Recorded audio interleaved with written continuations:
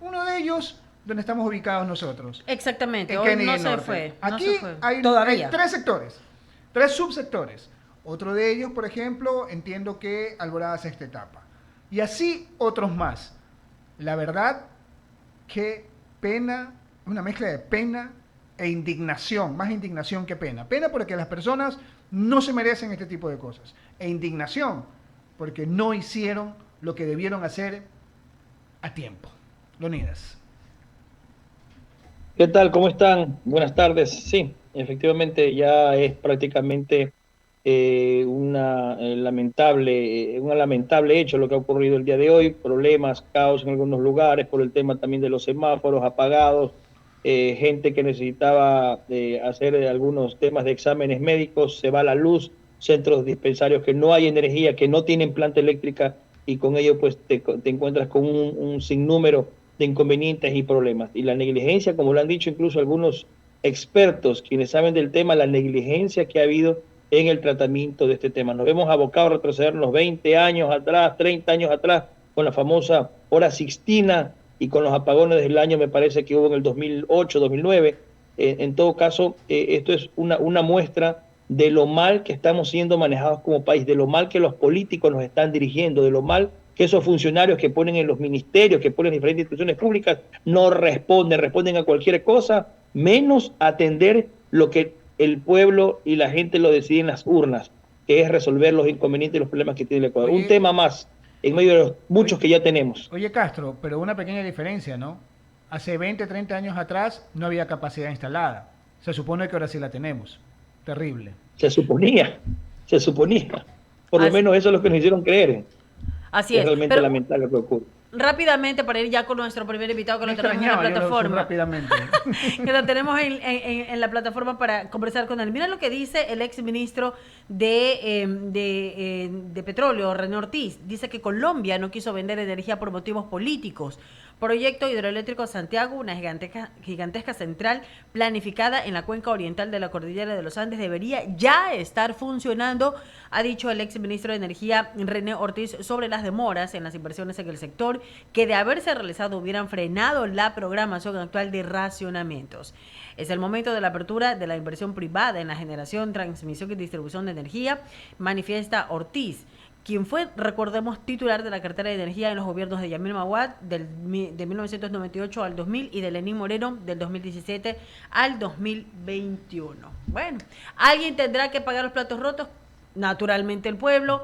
¿Quién va a reparar todas las afectaciones y pérdidas económicas que le está generando al país? Ya hay pronunciamientos respecto justamente de esta incógnita, de esta interrogante. Lo han dado a conocer, por ejemplo, la Cámara de Comercio de Guayaquil, justamente está con nosotros el director ejecutivo, y también otros gremios. Juan Carlos Díaz Granados, buenas tardes y bienvenido a estos micrófonos en Diálogo de la Tarde. Buenas tardes, Wendy. Muchísimas gracias por la invitación a Radio I-99 y a todos los compañeros de panel. Un gusto también compartir con toda la audiencia. Gracias, Juan Carlos. Un gusto saludarlo. Uno de los sectores golpeados, bueno, la verdad que todos los sectores van a estar golpeados y uno de ellos es el sector comercial. Y ustedes como Cámara, que representa a este importante gremio, emitieron un pronunciamiento y sí me gustaría, por favor, que de manera sucinta nos diga el espíritu de ese pronunciamiento que hacen como Cámara de Comercio de Guayaquil. Bienvenido. Sí, como Cámara de Comercio de Guayaquil tenemos que recordar que el comercio es la actividad económica que más empleos adecuados genera. Y en el comercio hay una cadena productiva súper importante e interrelacionada. Ahora, yo veo muchos estos comentarios por parte del gobierno que ahora se espera la inversión privada. Y entonces resulta que ahora la pelota está en la cancha del sector privado. Pero igual, aunque lancen la pelota a la cancha del sector privado, que nosotros estaríamos contentísimos de invertir y que si esto fuera manejado por el sector privado no hubieran ocurrido estos apagones, es que es muy difícil invertir en el sector energético. Es decir, hay una serie de cortapisas y trámites y permisos cada 5 años. Entonces, imaginémonos que alguien quiere invertir para generar energía en el Ecuador 100 millones de dólares y que cada 5 años tenga que renovar un permiso. Eso es absolutamente inviable. Es decir, ir con rodilleras es lo que quiere decir para, por favorcito, renueven ese permiso. O, por ejemplo, que esté alineado con el plan de energía, cuando en los Estados Unidos esto ya está aprobado, la energía eléctrica en Estados Unidos es mucho más económica, pero muchísimo más económica que la de Ecuador y está generada por empresas privadas. Pero aquí está todo Oiga, Juan Carlos. delineado para que no se pueda hacer eso de ahí. Juan Carlos, y hacia allá iba Así mi es que... pregunta. Hacia allá iba mi ujú. pregunta. ¿Cómo está hecha la ley o, o cuál ha sido esa cadena de impedimentos que prohíben o en su defecto repelen, no sé cuál de los dos sea el adjetivo adecuado, que impide que el sector privado invierta, que haga que el sector privado diga, no, no me quiero meter ahí? Las dos cosas, los dos adjetivos están bien utilizados en este caso, porque se prohíbe y se repele. Se prohíbe porque se prohíbe desde la Constitución, es decir, estos servicios públicos deben ser provistos por el Estado y la única forma es que tal vez a través de una concesión, pero en todo caso recordemos un caso una situación de éxito en Ecuador. Guayaquil se desarrolló porque tenía Emelec generando energía eléctrica desde 1925, que era una empresa privada que tenía una concesión para hacer eso. Cuando todo el resto del país, yo recuerdo desde los años 70, se quejaba sin luz, Guayaquil, los guayaquileños no entendíamos qué pasaba con el resto del país, porque nosotros teníamos generación eléctrica por parte de una empresa privada americana. Y eso era lo que hacía que Guayaquil haya sido un polo de desarrollo, más allá de que tiene la ventaja de ser un puerto, industrial, por ejemplo. Recordemos todos esas fábricas que habían en la vía Daule, que después fueron compradas por multinacionales y se movieron para Quito, pero en términos generales Guayaquil era muy industrial. Y eso es consecuencia de esta generación eléctrica por parte de una sola empresa privada. Ahora imaginémonos donde fuera más fácil, no hubiera esta prohibición, no se repeliera la inversión privada y fuera más fácil invertir en el sector energético por parte del sector privado. Ahora van a decir, bueno, pero es que las barcazas son una solución del sector privado. Sí, pero esta falta de generación de energía la conocía el sector público y el sector privado hace 2 años. Ya sabíamos que esto iba a pasar, pero no se hizo nada al respecto y ahora resulta, entre comillas, que hay una emergencia y entonces va a haber algunas personas que van a salir beneficiados con esta generación eléctrica por emergencia. Entonces, es una combinación de factores más allá de una falta de control de todas estas autoridades públicas que nos han llevado a esta situación. El sector privado y desde la Cámara de Comercio de Guayaquil, más que listos para ayudar, empecemos con las reformas necesarias. Tal vez ese es un planteamiento ya para el próximo gobierno, porque vemos que no está listo para hacer estas reformas y tal vez no tiene el tiempo, pero esta podría ser una de las prioridades para atraer inversión además, porque yo conozco de proyectos que querían invertir 600 millones de dólares en Ecuador, pero le dijeron, mire, no puedes venir porque no tenemos capacidad energética para mantener tu proyecto porque estamos a tope con eso de En ahí. Es definitiva, decir, en definitiva, Juan Carlos, esto es como el perro del hortelano, ni haces ni dejas hacer.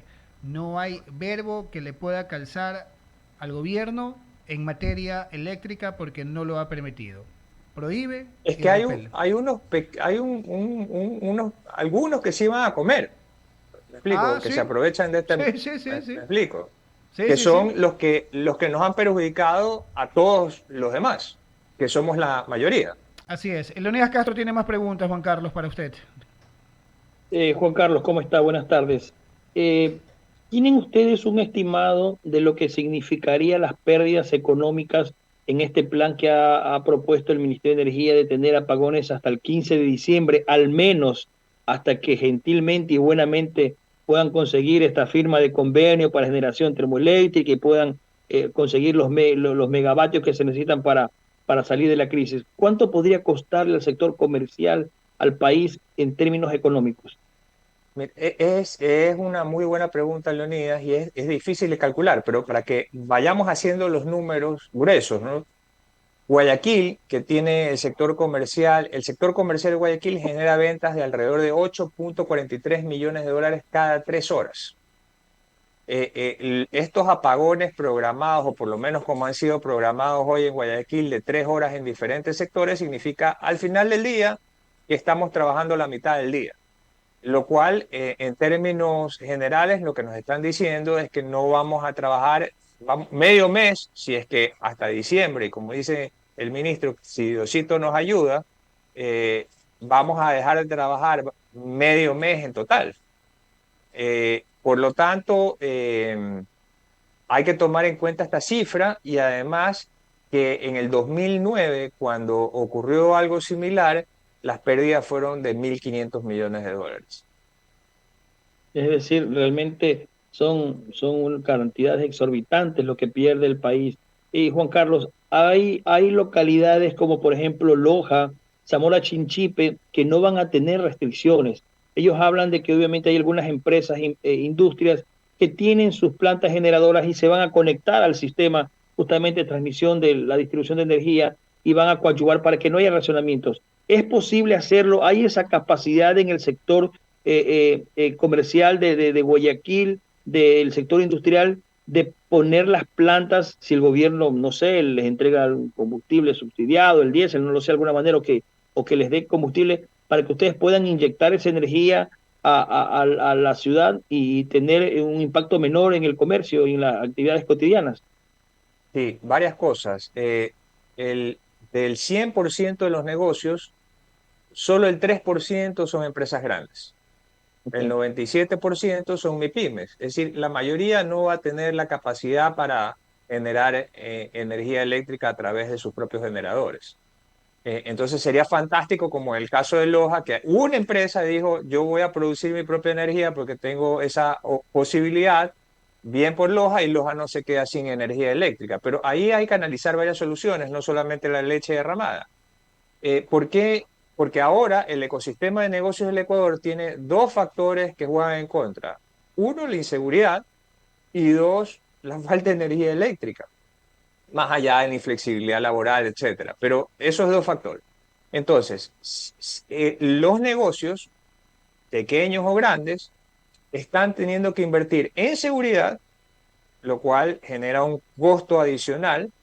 Y ahora también el que puede, pues por lo menos se comprará un generadorcito chiquito, que además ya no hay en el mercado en este momento, que genera también un costo adicional, el mantenimiento, comprarlo, amortizarlo, etcétera.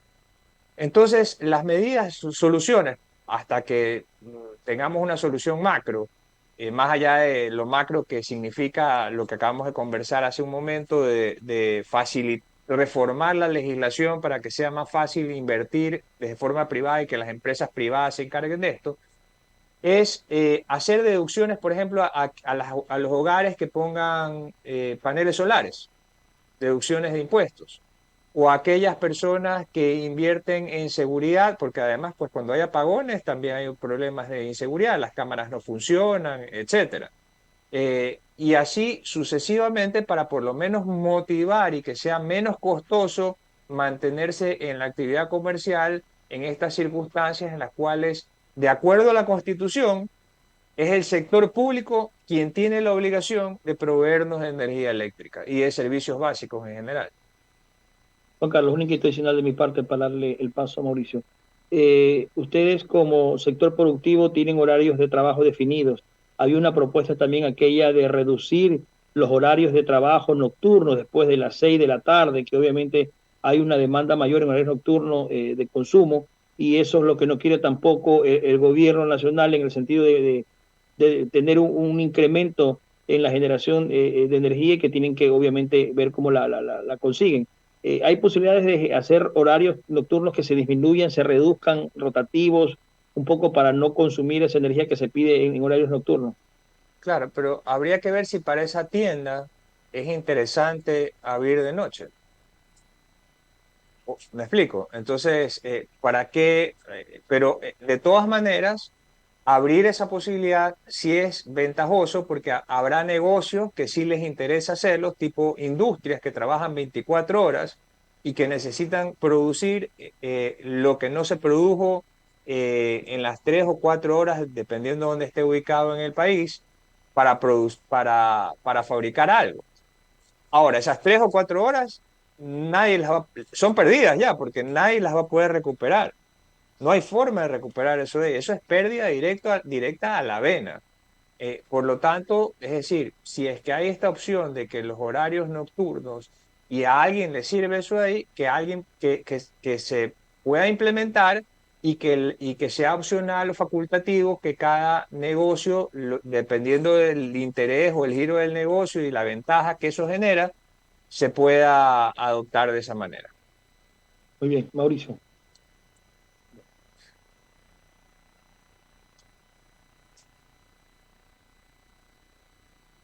Bueno, continuamos, Juan Carlos. Una inquietud adicional hasta que Mauricio se reintegre.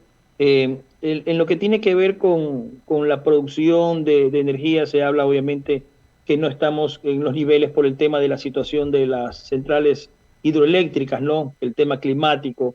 Pero para ustedes, Juan Carlos Díaz, en el sector empresarial, ¿creen que hay responsables en la administración actual exclusivamente o también hay problemas de la anterior administración, el anterior gobierno, los anteriores gobiernos que realmente no atendieron el tema de las centrales? Porque yo recuerdo que cuando se anunció en el gobierno del expresidente Rafael Correa, el tema de las centrales hidroeléctricas pues iban a ser las grandes soluciones. Incluso recuerdo que le exportábamos energía a Colombia. ¿Qué pasó con eso que empezó tan bien y después de 12, 14 años nos encontramos con apagones retrocediendo en la producción de energía? El modelo del sector público para manejar empresas públicas no sirve. Okay. A eso se resume, eso es inviable. Y con estos apagones ha quedado demostrado que no han podido mantener las centrales hidroeléctricas. Hay algunas que tienen errores en la construcción o fallos en la construcción. Bueno, habría que demandar para pedir que eso por la vía judicial se solucione, y otras cosas que podrían haberse arreglado y que no se han arreglado. Es decir, las empresas eléctricas son las más líquidas que existen. Porque si yo no pago la luz, me cortan la luz y se acabó. Entonces, es una prioridad en los negocios, pero no, aparentemente no están invirtiendo en mantener las plantas de generación eléctrica, cualquiera que sea el tipo. Por lo tanto, el sistema de energía eléctrica que se genera a través del sector público por la Constitución es inviable. Por eso es que es necesario facilitarle la inversión privada y el manejo y gestión, tipo Emelec en Guayaquil en el año 1925 en adelante, hasta cuando le quitaron porque no les gustaba pues a la gente que maneje en el sector, una empresa privada maneje eficientemente, hacía quedar mal a los demás. Entonces, y ahí con el tema de la soberanía y etcétera, etcétera, que ya conocemos, bueno, estos son los resultados de haber hecho todas estas reformas. Y la otra es que se nota que no hay planificación. Esto no es una sorpresa, Leonidas. Hace 2 años se sabía que teníamos escasez de generación y no hicieron nada al respecto. No mantuvieron las plantas para generar energía, y además de eso, en este momento se nota esa falta de planificación hasta para determinar los horarios. Mañana, ¿cómo van a ser los cortes? ¿Alguien sabe? Eso es nadie. ¿Y cómo se programa una planta para trabajar así? Un negocio para trabajar así. Un hogar para poder organizarse pues en la vida familiar también, que eso es importantísimo. Es decir, el Estado trabaja para nosotros, no al revés. Por lo tanto, debería ser transparente, por lo menos en esta situación, después de la negligencia de lo que ha ocurrido, no solamente en este gobierno, en gobiernos anteriores también.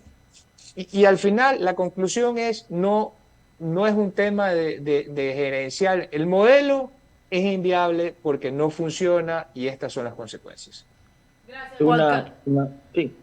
Una inquietud más, Wendy. Gracias, Juan Carlos, por haber estado con nosotros. Lo voy a seguir molestando en los próximos días. Vamos a seguir conversando sobre esto porque a medida que pasan los días, o sea, aparentemente son 45 días. Esperemos que la cantidad de días se reduzca y que llueva y que las hidroeléctricas estén en mejores condiciones y se pueda solucionar este problema. Pero si no, vamos a seguir viendo porque se va a ir analizando las pérdidas que va teniendo el sector comercial y productivo del país. Gracias, Juan Carlos. Un abrazo. Muchas gracias también. Un abrazo también y saludos a ustedes y a toda la audiencia. Un Buen gusto como viernes. siempre. Buen fin de semana Gracias. también.